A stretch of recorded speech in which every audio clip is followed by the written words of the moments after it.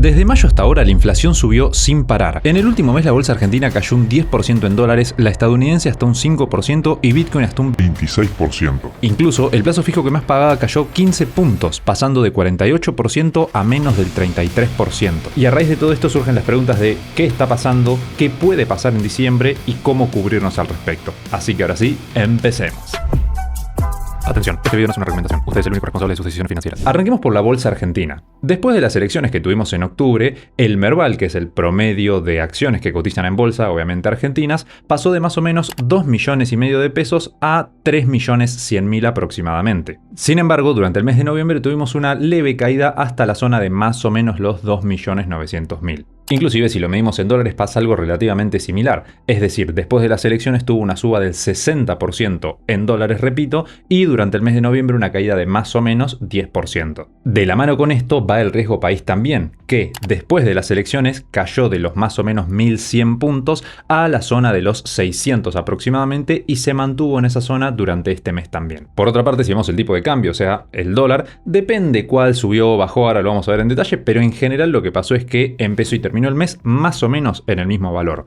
Por ejemplo, si vemos el dólar MEP, durante las primeras semanas del mes venía cayendo y después, llegando ahora al cierre del mes de noviembre, empezó a repuntar. Sin embargo, si vemos el dólar mayorista, que es el cual tiene puesto el techo, recordemos que de momento seguimos con un techo y un piso impuesto por el gobierno, y es el dólar mayorista el que se mide para estar dentro de ese rango. Los demás dólares pueden estar por encima o por debajo y no hay problema. Pero el dólar mayorista tiene que mantenerse dentro de esa banda cambiaria, como se le llama. En conclusión, durante el mes de noviembre tuvimos el dólar bastante cerca de ese techo, llegando al final del mes empezó a descomprimir un poco, o sea, a alejarse un poquito de ese techo, pero nada fuera de lo común o nada raro, no es que se desplomó el tipo de cambio. Con lo cual, como te decía resumidamente hace algunos minutos, empezó y terminó el mes más o menos igual. Ahora bien, en donde sí vimos un cambio grande fue en las tasas, las cuales pasaron de 43% a 31% según los datos oficiales del BCRA. Y aquí, inversores, es importante que entiendan qué significa que bajen las tasas, porque tiene muchas implicancias. Por un lado, para los que hacen plazo fijo, significa que van a empezar a ganar menos, porque el plazo fijo también va a pagar menos. Pero además, quienes quieren sacar un préstamo, ya sea un crédito prendario o un crédito hipotecario o simplemente un préstamo personal o lo que fuere, en cualquier caso también el banco o la entidad financiera que sea te tendría que cobrar menos también porque están bajando las tasas. Y eso a su vez repercute en la bolsa de dos maneras. En realidad son varias maneras, pero para hacerlo lo más fácil posible digamos esas dos. La primera es la siguiente. Las empresas pueden, al igual que vos, tomar un préstamo más barato. Y eso hace que consigan más fácil o más barato el financiamiento. Esto significa que antes tenían que, para pedir $1 millón, devolver ese millón más $500.000 y ahora tienen que devolver ese millón más $200.000. Entonces esos $300.000 se los están ahorrando. Esto lo que hace es motivar a las empresas a financiarse, o sea, conseguir más dinero e invertirlo para de esta manera generar más crecimiento. Eso a su vez genera más empleos y demás, son factores positivos, pero en principio, y mirándolo únicamente desde el perfil de un inversor, significa que esa empresa está teniendo potencial de ganar más dinero. Y las empresas, a más dinero generan, más suben de precio en la bolsa. Sin embargo, esa es una de las formas en las que las bajas de tasas benefician al mercado, o sea, a la bolsa. Y la segunda es lo siguiente, y es que cuando uno es un inversor, lo que hace es medir a ver el riesgo que voy a asumir, cuánto puedo llegar a ganar y empieza a hacer esa comparativa. Entonces, claro, los grandes fondos de inversión lo que están pensando es, ¿qué me conviene hoy? Hacer un plazo fijo que me va a pagar, por decir un ejemplo, un 5% mensual, que es el doble de la inflación más o menos, o ponerlo en el mercado accionario que no sé si va a subir o va a bajar. Y la verdad que si voy a duplicar la inflación más o menos, me voy por el plazo fijo. En cambio, si ahora ese 5% que me paga el plazo fijo pasa a ser un 1% y ahora es menos que la inflación, entonces digo no, mejor me voy por las acciones. Es decir, lo que hace la baja de tasas es desincentivar el ahorro en pesos o poner las cosas en un plazo fijo, por ejemplo, o en renta fija, e ir más a la renta variable. Eso, una vez más, beneficia a las acciones porque es nuevo dinero ingresando, más cantidad de demanda y eso hace que suban los precios. Repito, son dos de muchas formas y trato de explicarlo lo más fácil posible. Pero en definitiva, la conclusión de este punto es que prácticamente lo veamos por donde lo veamos, que bajen las tasas es algo positivo. Es positivo a la hora de tomar nosotros a nivel personal un préstamo, un crédito, lo que sea, y es positivo también para las inversiones, específicamente las de renta variable, obviamente, o sea, las que suben y bajan más fuertemente. Que en pocas palabras, esa tasa lo que mide es cuando se le presta dinero al Banco Central durante un día y el Banco Central devuelve con un interés. Ese interés es esta tasa que estamos diciendo, que repito, la redujo. Por otra parte, y algo que sorprendió mucho de forma positiva a muchos inversores, es que la balanza comercial no se siguió debilitando. Acuérdense que la balanza comercial es cuántos dólares salen del país versus cuántos dólares ingresan al país. Por ejemplo, yo pago Netflix que sale $10 y esos $10 están saliendo del país.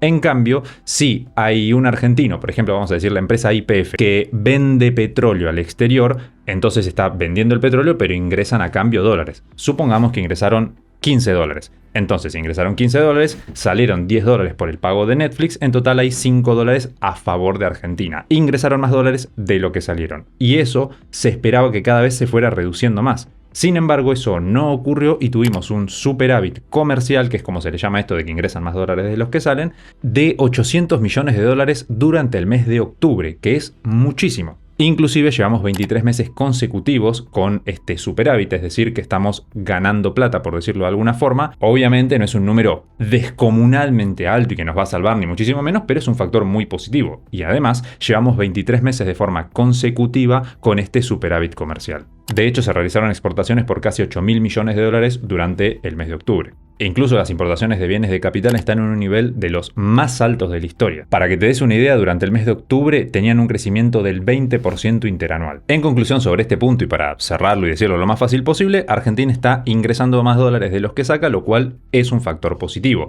porque significa que también estamos teniendo una buena producción. Pero más allá de eso, y volviendo al punto anterior que te decía sobre esto de que las empresas están más tentadas, si querés, a tomar financiamiento, a tomar un préstamo porque ahora es más barato, hubo récord de obligaciones negociables emitidas. Recordemos que una obligación negociable no es más que una empresa, como podría ser YPF, Pampa Energía, Banco Galicia, Banco Macro, cualquiera de estas. De hecho, ni siquiera es necesario que la empresa cotice en bolsa, pero la cuestión es que una empresa lo que decide hacer es pedir un préstamo en el mercado, que básicamente es decir, che, necesito $1.000 millones, por decir un ejemplo. ¿Quiénes me quieren prestar? Les voy a pagar un 10% anual. Y ahí todos los inversores van diciendo, bueno, yo pongo $100, yo pongo $500, yo pongo $100.000, depende la espalda financiera de cada uno, y van aportando. Después, la empresa en cuestión recibe todo ese dinero y le queda a deber a los acreedores, obviamente a los inversores que decidieron confiar en esa compañía. YPF, Pampa Energía, Telecom, Central Puerto, entre otras, son las empresas que salieron a buscar este tipo de financiamiento durante el mes de noviembre.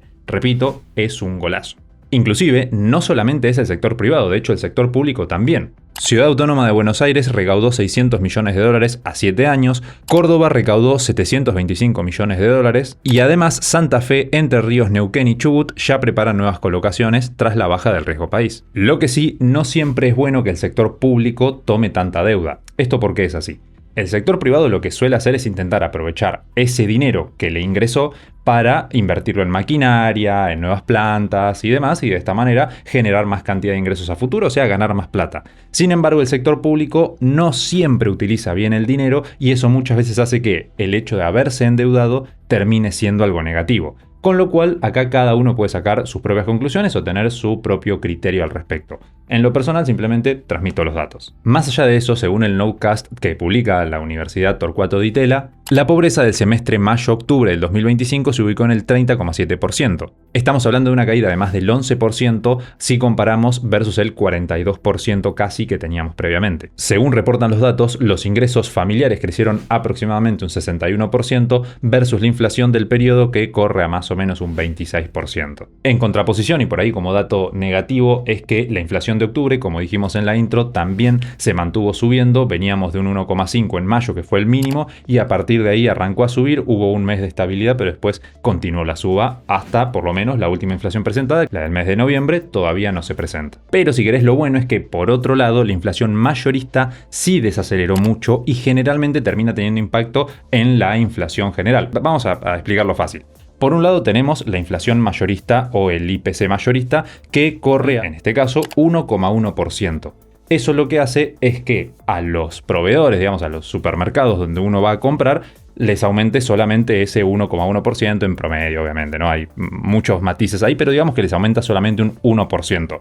Por lo tanto, durante el mes de noviembre no debería haber habido un aumento en los precios para nosotros los consumidores finales mucho más grande que ese 1%. De esta manera, podríamos ver que cuando se presente la inflación de noviembre haya habido ahora sí una caída versus el 2 y pico por ciento que se presentó durante el mes de octubre. A su vez, el EMAE, que es el estimador de la actividad económica, creció, según los datos presentados del mes de septiembre, un 5% interanual. Eso significa que hay más plata circulando, o por ahí mejor dicho, que la plata que había ahora circula más fluidamente. Y eso siempre, siempre, siempre es positivo. Y además, en consonancia con todo esto, Argentina sigue manteniendo los superávit. Y digo los porque son dos, o sea, más allá del comercial que hablamos antes, mantiene el primario y el fiscal o financiero, como prefieras llamarle. Esta vez, acordate que ya no estamos hablando de cuántos dólares ingresan y salen del país, no, nada que ver, sino que ahora estamos hablando de cuánto recauda el Estado, digamos con impuestos, no es la única forma, pero para explicarlo fácil, digamos que es así. Entonces, cuánto recauda con impuestos y después cuánto gasta en las distintas cosas que gasta el Estado, por ejemplo, los salarios de los empleados públicos como policías, médicos, profesores, etc. En definitiva, si le ingresan por impuestos, por ejemplo, 1 millón de pesos y gasta 700.000 en salarios, le quedan en total 300.000. Esos 300.000 son el superávit primario, que en este caso fue de 823.000 millones. Pero, siguiendo con nuestro ejemplo, que el Estado recaudaba 1 millón, gastaba 700.000, le quedaban 300.000 de ganancia, que ese era el superávit primario, a eso le tenemos que descontar lo que paga de intereses. Intereses es cuando vos tomás un préstamo y tenés que ir devolviendo esa plata, bueno, el extra que tenés que pagar es el interés. En conclusión, de intereses, digamos que Argentina tenía que pagar 200.000 pesos. Ahora ya le quedaban 100.000 nada más de los 300.000 que habíamos dicho antes. Los 300.000 eran superávit primario y estos 100.000 que quedan ahora son el superávit fiscal o financiero. Es lo mismo, se le dice de las dos maneras. Volviendo entonces ahora sí a los datos reales, Argentina pagó de intereses 306.000 millones, lo que lo dejó con un superávit fiscal financiero de 517.000 millones de pesos. Con estos datos, Argentina tendría un superávit fiscal financiero de más o menos el 0,5% del PBI, que siempre se mide así en estos términos, y respecto al primario de un 1,4%. Estos números son muy alentadores y muy positivos. Es difícil, por lo menos para Argentina, o al menos en lo que hemos visto en la historia reciente, mantener superávit, sobre todo el superávit fiscal financiero. De momento se está manteniendo y eso, repito, es muy, muy, muy positivo y muy importante para la macroeconomía. Inclusive si te interesa el tema de inversiones, finanzas y entender todo este tema de la macroeconomía, cómo se analiza y demás, en las tarjetitas, en el QR en pantalla y en la descripción del video tenés el enlace a Finit. Finit es una academia de finanzas e inversiones donde puedes aprender desde cero lo que quieras. Análisis fundamental, análisis técnico, trading, macroeconomía y más. Inclusive yo soy profe ahí, así que si querés nos podemos ver ahí también. De momento, continuemos. Uno de los factores más importantes que ayudaron a todos estos puntos que decía antes, lo de la balanza comercial, es decir, que estamos exportando muchas cosas y eso hace que ingresen muchos dólares, así como también el activar la economía y demás. Bueno, uno de esos factores fue la minería. Para que te des una idea, en los 10 primeros meses de este 2025 ya llevamos todo lo que se había exportado en 2024 más un 4%. O sea que los meses de noviembre, que obviamente ya está finalizando, pero todavía no se presentan los datos, y lo del mes de diciembre, todo eso va a ser por encima de lo que se había exportado en 2024. Estamos hablando de un crecimiento de casi el 43% interanual, que es muy por encima de la inflación. Sin embargo, la minería no fue lo único, sino también la energía, llamémosle, o el petróleo más específicamente. El gobierno eliminó las retenciones a las exportaciones de crudo convencional tras firmar un acuerdo con la provincia de Chubut, y que se extenderá al resto de las productoras. Para que te des una idea, con el impulso de Vaca Muerta y esta noticia que te acabo de mencionar, Argentina alcanzó su máximo nivel histórico desde que se lleva registro, obviamente hablando de cantidad de producción por día. Ahora bien, para los que siguen Inverarg sabrán que esto de en qué invertir en X mes lo hacemos todos los meses hace ya varios meses durante este 2025. Y este mes decidimos implementar algo nuevo, que es este resumen que ven en pantalla de las noticias que fuimos diciendo, porque me parece que se hace más digerible. Ya nos dirán ustedes si les sirve o no. Ahora nos falta ver en qué invertir en base a todas estas noticias, pero antes de eso vamos a ver qué pasó a nivel internacional. Para empezar, llegando al cierre del mes de octubre, la Fed bajó las tasas de Estados Unidos a más o menos cerca del 4%, un poquito por debajo. ¿Cuál es el punto de esto o qué implicancias tiene? Ya lo sabes porque lo vimos en el caso de Argentina. Las empresas pueden ingresar dinero, dólares, más fácil, es decir, financiarse más fácil y así crecer, lo cual hace que suba sus acciones en bolsa, y también los inversores dejan de poner plata en los bonos o las inversiones de menos riesgo y pasan a estas inversiones de más riesgo porque les pueden dar mayores ganancias. Encima, Nvidia presentó sus estados contables, nuevamente fueron muy sólidos y esto hace que el mercado siga con confianza y, bueno, sigue invirtiendo y sigue en máximos históricos o por lo menos muy cerca de ellos. De hecho, el JP Morgan proyecta que para 2026 el S&P 500, que son las 500 empresas más importantes de Estados Unidos, que digamos es la bolsa de Estados Unidos, la bolsa más importante del mundo, espera que llegue a más o menos los 7.500 puntos. Y las empresas tecnológicas, las magníficas 7 como se les dice ahora, podrían crecer en torno al 20% anual en dólares, que es absurdo, es un número muy elevado, versus todas las demás empresas que se espera que crezcan más o menos un 10-11%. Así y todo, el gran ganador por lejos hace varios meses e incluso hace algunos poquitos años viene siendo el oro. El oro viene manteniéndose con una rentabilidad muy elevada, subiendo prácticamente de forma constante todos los meses durante por lo menos el último periodo de mediano plazo. La realidad es que saber con precisión el porqué es prácticamente imposible, hay muchas teorías, pero yo te comparto nuestro análisis. La realidad es que nuestra visión lo que dice es que en realidad no es que se esté apreciando mucho el oro, sino que se está depreciando mucho el dólar porque tiene mucha emisión monetaria Estados Unidos y la gente no quiere tener dólares. Por eso, para que te des una idea, desde el año 2000 hasta ahora el dólar perdió más o menos la mitad de su valor. Es decir, ahora necesitas el doble de dólares para comprarte lo mismo que te podías comprar con X cantidad de dólares en el año 2000. Antes con, por ejemplo, $5.000 te comprabas un auto, ahora necesitas $10.000. Simplemente por la pérdida de valor que tuvo el dólar. Entonces, como eso se está exponencializando, se está creciendo cada vez más, por las dudas el inversor lo que dice es me voy al activo refugio, esto sumado a que Bitcoin está cayendo, que lo vamos a ver en unos minutos, y también sumado a la burbuja de la inteligencia artificial. Todo este mejunje hace que el oro termine siendo muy atractivo aparentemente, y eso, repito, es nuestro análisis de por qué el oro está subiendo tan fuertemente durante los últimos meses. Y de la mano con esos inversores me parece clave destacar que si conoces a alguien que todavía no invierte, le pases este video, por lo que te dije recién del dólar. El dólar, que es el típico activo refugio en Argentina, en realidad pierde la mitad de su valor cada 25 años aproximadamente, que es muchísimo, obviamente que el peso pierde más, pero ahora vamos a ver distintas alternativas con las cuales deberíamos ganarle al dólar y al peso.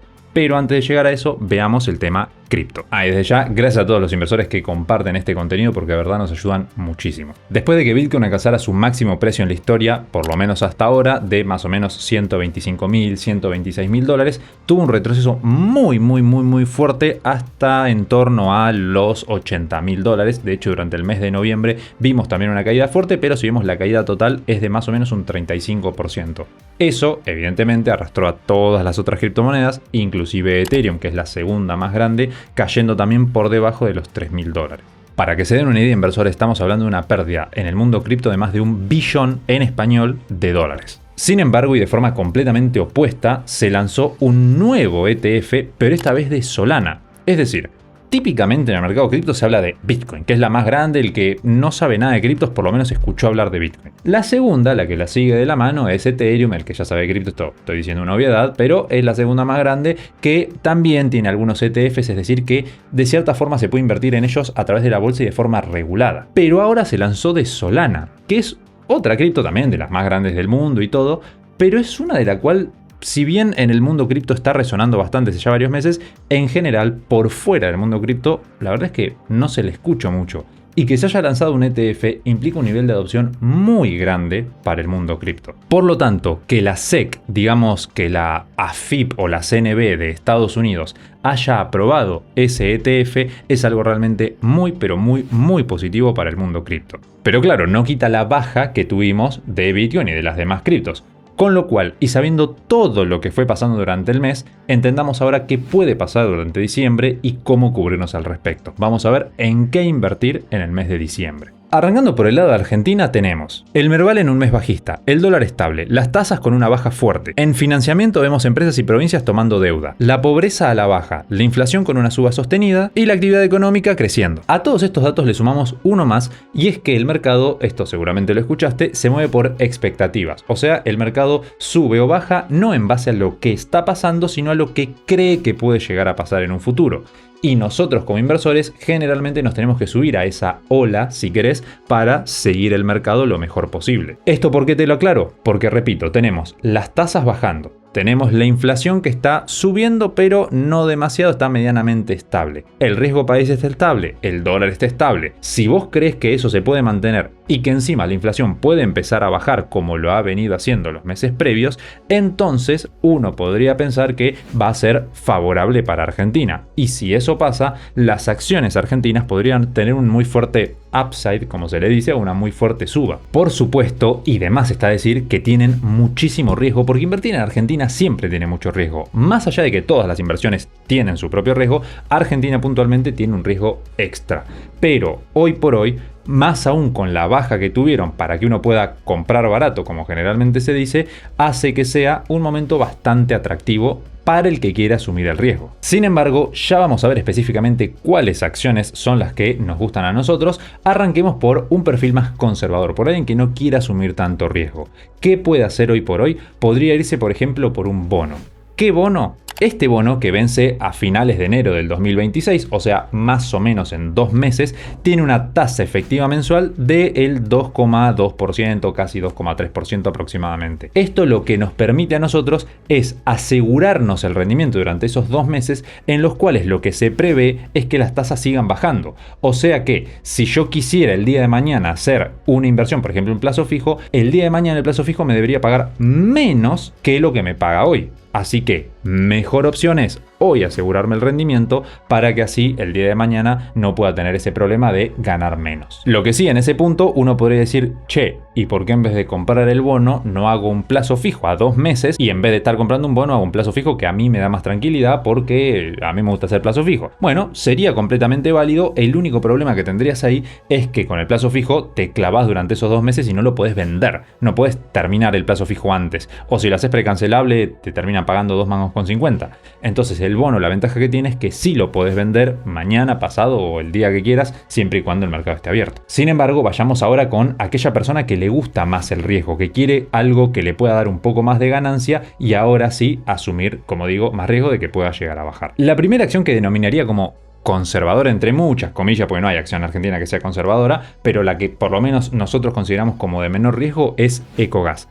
Punto importante, ya sabes, esto no es recomendación de inversión, asesoramiento financiero, lo doy únicamente por privado, sin costo alguno. En las tarjetitas, en el QR y en la descripción del video podés solicitar el asesoramiento 100% gratis, no me tenés que pagar absolutamente nada. Pero estos videos son únicamente educativos. En Inverarg no damos recomendaciones, solo las doy yo por privado. Volviendo a Ecogas, es una empresa, como su nombre le indica, distribuidora de gas en la mayoría de provincias de Argentina. De momento es un negocio que está muy regulado y que ganaría mucho con la desregulación, porque puede empezar a cobrar lo que quiere, donde quiere y demás. Básicamente es más el libre mercado y eso beneficia mucho a este tipo de empresas que están hoy sobre reguladas. Así que es una empresa que vemos con bastante potencial. Igualmente en pantalla te dejamos un resumen del análisis. La segunda empresa, también del sector energético, es una de las líderes, si querés, en lo que respecta a vaca muerta y también en lo que es exportación. Como recordarás que dijimos hace unos minutos atrás, la exportación de petróleo, al igual que lo que hablábamos de minería, son uno de los exportadores más fuertes que tenemos hoy por hoy, o por lo menos de los que están creciendo a mejor ritmo. Así que empresas del sector energético, más allá de que por sí ya tenían buenas perspectivas, hoy por hoy tienen todavía mejores. Así que Transportadora de Gas del Sur como segunda alternativa. Tercera alternativa, el banco retail, el banco minorista más grande que tenemos en Argentina. En principio la gran mayoría de bancos están de forma medianamente similar, en el sentido que recibieron un fuerte golpe previo a las elecciones, ¿no? Durante todo este 2025, y ahora están teniendo un fuerte repunte porque generalmente a nivel internacional, esto no es algo argentino, cuando se viene una crisis, las empresas financieras son las primeras en verse golpeadas, las primeras que caen, y después, cuando hay una recuperación o una reactivación de la economía, tienen una suba fuerte también muy rápida al principio. Con lo cual, irnos por el sector bancario tiene un riesgo muy pero muy elevado, aunque nos puede dar este tipo de resultados positivos también muy pero muy grandes, y por eso es que elegimos una empresa del sector bancario. ¿Por qué Banco Macro? Porque tiene todas las condiciones, sobre todo con esto que hablábamos, que es el banco más grande en cuanto a público retail, lo cual hace que nosotros, el argentino de a pie, si empezamos a tomar más crédito, sea ese el banco que más beneficiado se pueda ver, y por lo tanto es una alternativa para nosotros, Banco Macro. Inclusive nos podríamos ir por una galponera, como se les denomina comúnmente en Argentina, que las empresas galponeras son aquellas empresas que no están en el Merval, que no son las más grandes. Aquellas otras empresas que cotizan en bolsa, pero no son tan grandes como las principales 20 y pico más grandes del país. Habiendo dicho esto, como cuarta alternativa tendríamos a Semi, que no voy a entrar demasiado en detalle porque es una acción, en realidad a la empresa le está yendo relativamente mal últimamente, y gracias a eso es que hoy tenemos el potencial, o si querés el riesgo o el posible beneficio de que si tiene una recuperación pueda tener una muy fuerte subida en bolsa. En cualquier caso, en pantalla tienen el análisis. Ahora bien, un punto importante de esto es que cuando hablábamos del bono, acordate que vencía en enero, o sea, estamos hablando de 2 meses vista. Si yo me fuera por el mercado argentino, por las acciones argentinas más específicamente, mínimamente tendría una perspectiva de 12, 18 o hasta 24 meses, porque obviamente es un riesgo muy diferente y es algo a lo que tenemos que estar muy atentos, principalmente con las próximas elecciones, que faltan 2 años todavía, pero cuando se acerquen seguramente veamos mucha volatilidad, así que hay que estar muy atentos ahí. Mientras tanto, pasemos a un plazo más largo, ahora en el ámbito internacional.